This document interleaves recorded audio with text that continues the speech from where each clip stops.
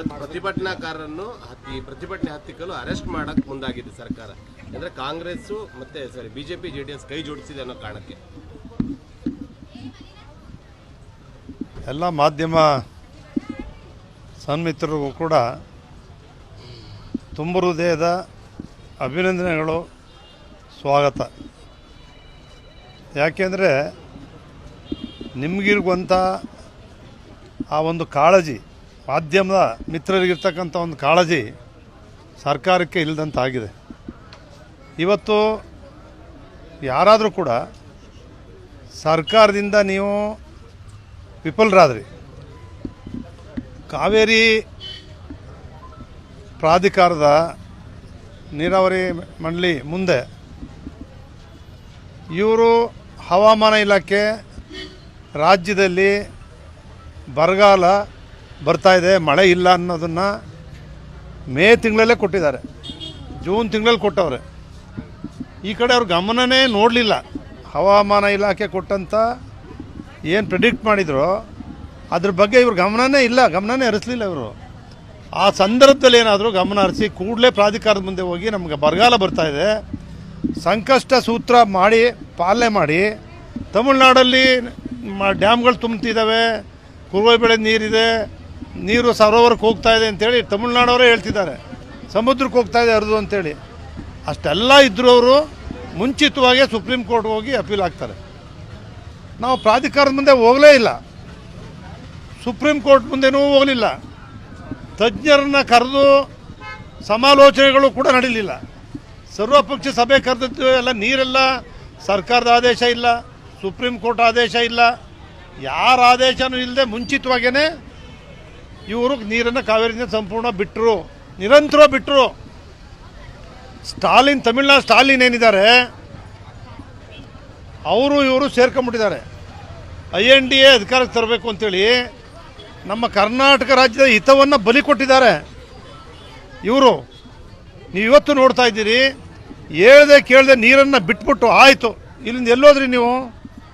ಪ್ರಧಾನಮಂತ್ರಿ ಭೇಟಿ ಮಾಡಲಿಲ್ಲ, ಸರ್ಕಾರಕ್ಕೆ ಸಮೀಕ್ಷಾ ವರದಿ ಕಳಿಸಿ, ತಜ್ಞರು ಕಳಿಸಿ ನೋಡಿ ಅಂತ ಹೇಳಲಿಲ್ಲ. ಇವತ್ತಿನವರೆಗೂ ಬರಗಾಲ ಸಮೀಕ್ಷೆಗೆ ಸಮಿತಿ ಬಂದಿಲ್ಲ, ಕಾವೇರಿ ನದಿ ನೀರು ಸಮೀಕ್ಷೆಗೆ ತಜ್ಞರ ಸಮಿತಿ ಬರಲಿಲ್ಲ. ಪ್ರಾಧಿಕಾರದವರು ಕೂತ್ ಕಡೆ ತೀರ್ಮಾನ ತಮಿಳ್ನಾಡು ಹೇಳಿದಂಗೆ ಕೊಟ್ಟಿದ್ದಾರೆ. ಇವರು ಸ್ಟಾಲಿನ್ ಜೊತೆ ಮಾತಾಡ್ಕೊಂಡು ಮೊದಲೇ ನೀರು ತುಂಬಿಸ್ಬಿಡಪ್ಪ ಅಂತ ಅವರು ಇವರು ಮಾತಾಡ್ಕೊಂಡು ಜಾಯಿಂಟ್ ಆಗಿದ್ದಾರೆ ಇಬ್ಬರು. ಅಲ್ಲೂ 8-9 ಸೀಟ್ ಕಾಂಗ್ರೆಸ್ ಗೆದ್ದವ್ರೆ ಲೋಕಸಭೆಯಲ್ಲಿ. ಅವರು ಇವರು ಮಾತಾಡ್ಕೊಂಡಿದ್ದೆ. ಅವ್ರಿಗೋಸ್ಕರ, ರಾಜಕೀಯಕ್ಕೋಸ್ಕರ, INDA ಅಧಿಕಾರಕ್ಕೆ ತರಕ್ಕೋಸ್ಕರ ಪ್ರಧಾನಮಂತ್ರಿ ನರೇಂದ್ರ ಮೋದಿನ ಇಳಿಸಲೇಬೇಕು ಅನ್ನೋ ಒಂದು ಗುರಿ ಇಟ್ಕೊಂಡು ಇವರು 5 ಗ್ಯಾರಂಟಿ ಕಾರ್ಯಕ್ರಮ ಕೊಟ್ಟರು. ಅಭಿವೃದ್ಧಿ ಸಂಪೂರ್ಣ ನಿಂತೋಗಿದೆ. ಎಲ್ಲಿ ನಡೀತಾ ಇದೆ ನೋಡಿದ್ದೀರಾ? ಟ್ರೆಜರಿಲಿ ಬಂದ ಕೂಡಲೇ ಸ್ಟಾಪ್ ಅಂದರು, ಹಣ ರಿಲೀಸ್ ಮಾಡೋಕ್ಕೆ ಕೂಡ್ದು ಅಂದರು, ಅಲ್ಲಿ ಸ್ಟಾಪ್ ಮಾಡಿದ್ರು. ಅದಾದಮೇಲೆ ಇನ್ನೊಂದು ಅಸೆಂಬ್ಲಿ ಆಯಿತು, ವಿಧಾನಸಭೆಯಲ್ಲಿ ಗಲಾಟೆ ಮಾಡಿದ್ರು. ಆಮೇಲೆ ಹೇಳ್ತಾರೆ ಮಂತ್ರಿಗಳು ಕೆಲಸ ಅಪ್ರೂವಲ್ ಆಗಿ ನಡೀತಾ ಇದ್ರೆ ಮತ್ತೊಮ್ಮೆ ಫೈಲ್ ತರಿಸಿ ಮತ್ತೊಮ್ಮೆ ಅಪ್ರೂವಲ್ ಮಾಡಬೇಕು ಅಂತಾರೆ. ಈ ರೀತಿ ಬರಗಾಲದಲ್ಲಿ ಇದುವರೆಗೆ ನಿಮ್ಮ ಭಾಗದಲ್ಲಿ ತೊಗರಿ ನಿಮಗೆ ಸಿಗ್ತಾ ಇದೆಯಾ? 9,000 ಬ್ಲಾಕ್ ಮಾರ್ಕೆಟ್ ಮಾರ್ಕತ್ತವ್ರೆ 14,000 15,000ಕ್ಕೆ. ಯಾವ ರಾಜ್ಯದ ಬಗ್ಗೆ, ರಾಜ್ಯದ ಹಿತವನ್ನು ಸಂಪೂರ್ಣ ಬಲಿ ಕೊಟ್ಟು 5 ಗ್ಯಾರಂಟಿ 20 ಸೀಟು ಲೋಕಸಭೆ ಗೆಲ್ಲೋದು ಸಂಪೂರ್ಣ ರಾಜಕೀಯ.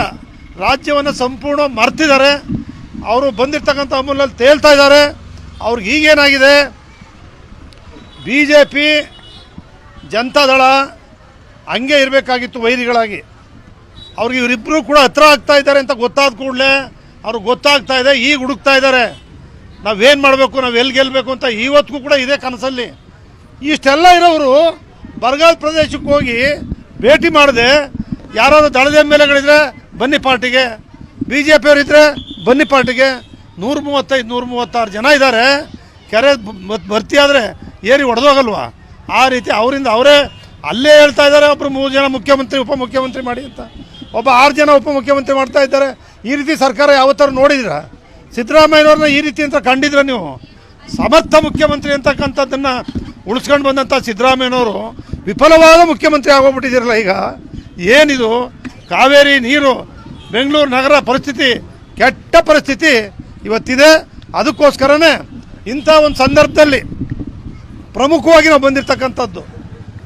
ನಾವು ಪುನಶ್ಚೇತನ ಪರ್ವ ಅಂಥೇಳಿ ಜಾತ್ಯತೀತ ಜನತಾದಳ ಪಕ್ಷ ಒಂದು ತಿಂಗಳಲ್ಲಿ ಒಂದು ಕೋರ್ ಕಮಿಟಿಯನ್ನು ನನ್ನ ಅಧ್ಯಕ್ಷತೆಯಲ್ಲಿ ಬಂಡಪ್ಪ, ನಾಡಗೌಡರು, ಇಲ್ಲಿರ್ತಕ್ಕಂಥ ಮುಖಂಡರುಗಳು, ಹನುಮಂತಪ್ಪನವರು, ಈ ಭಾಗದಿಂದ ಪುಟ್ಟರಾಜು ಅವರು, ಸುರೇಶ್ ಗೌಡರು, ಕೃಷ್ಣಾರೆಡ್ಡಿ ಅವರು, ಎಲ್ಲ ನಮ್ಮ ಶಾಸಕರುಗಳು, ನಿಮ್ಮ ದೊಡ್ಡಗೌಡರು, ನೇಮಿರಾಜ್ ಅವರು ಎಲ್ಲರನ್ನೂ ಕೂಡ ಕೋರ್ ಕಮಿಟಿನಲ್ಲಿ ಸೇರಿಸಿ ಈ ಕೋರ್ ಕಮಿಟಿ ಈ ಪುನಶ್ಚೇತನ ಪರ್ವ ನಿರಂತರವಾಗಿ ನಾವು ಶಕ್ತಿಯುತವಾಗಿ ಪಕ್ಷ ಸಂಘಟನೆ ಮಾಡಬೇಕು. ಶಾಶ್ವತವಾಗಿ ಭಾರತೀಯ ಜನತಾ ಪಕ್ಷದ ಜೊತೆ ಹೊಂದಾಣಿಕೆಯಿಂದ ಹೋಗಿ ಕಾಂಗ್ರೆಸ್ ಪಕ್ಷವನ್ನು ಸಂಪೂರ್ಣವಾಗಿ ತೆಗಿಬೇಕು. ನಮ್ಮಲ್ಲಿರ್ತಕ್ಕಂಥದ್ದು ಒಂದೇ, ನರೇಂದ್ರ ಮೋದಿ ಪ್ರಪಂಚಕ್ಕೆ ಇವತ್ತು ಭಾರತ ಪ್ರಥಮ ಸ್ಥಾನದಲ್ಲಿದೆ. ಪ್ರಪಂಚಕ್ಕೆ ಹಿಂದೆ ಮೋದಿಯವರು ಮುಖ್ಯಮಂತ್ರಿ ಆಗಿದ್ದಾಗಲೇ ವೀಸಾ ಕೊಟ್ಟಿರಲಿಲ್ಲ, ನಿಮಗೆ ಗೊತ್ತು. ಇವತ್ತು ಭಾರತ ದೇಶದ ಒಂದು ಆದೇಶ ಇಲ್ಲದೆ ಯಾವ ದೇಶನೂ ಏನು ಮಾಡುವಂಥ ಪರಿಸ್ಥಿತಿ ನರೇಂದ್ರ ಮೋದಿಯವರ ನಾಯಕತ್ವದಲ್ಲಿ ದೇಶ ಸ್ಥಿರವಾಗಿದೆ. ಇಲ್ಲದೆ ಎಷ್ಟು ಅನಾಹುತ ಆಗ್ತಿತ್ತೋ ಇವರೇ ಇದ್ದಿದ್ರೆ. ಅದರಿಂದನೇ ಇವತ್ತು ನಾವೆಲ್ಲರೂ ಕೂಡ ಒಟ್ಟಾಗಿದ್ದೇವೆ. ಇವತ್ತು ಪುನಶ್ಚೇತನ ಪರ್ವ ಜನತಾದಳವನ್ನು ಕಟ್ತಕ್ಕಂಥದ್ದಕ್ಕೆ ನಾವೆಲ್ಲರೂ ಕೂಡ ಸಜ್ಜಾಗಿ ಇವತ್ತು ಕಲ್ಯಾಣ ಕರ್ನಾಟಕ ಇವತ್ತು ಶರಣ ಬಸವೇಶ್ವರರ ಆಶೀರ್ವಾದ ಪಡೆದು ಬಂದಿದ್ದೇವೆ. ಎಲ್ಲರೂ ಹೋಗಿ ಇವತ್ತು ನಮ್ಮ ಇದಕ್ಕೆ ಹೋಗಿದ್ದೀವಿ, ದರ್ಗಾ ಬಂತೆ ನವಾಜ್, ಅಲ್ಲಿಗೂ ಹೋಗಿ ಅಲ್ಲಿ ಆಶೀರ್ವಾದ, ಸಂತರ ಆಶೀರ್ವಾದವನ್ನು ಕೂಡ ಪಡೆದು ಇವತ್ತು ಈ ಕಾರ್ಯಕ್ರಮ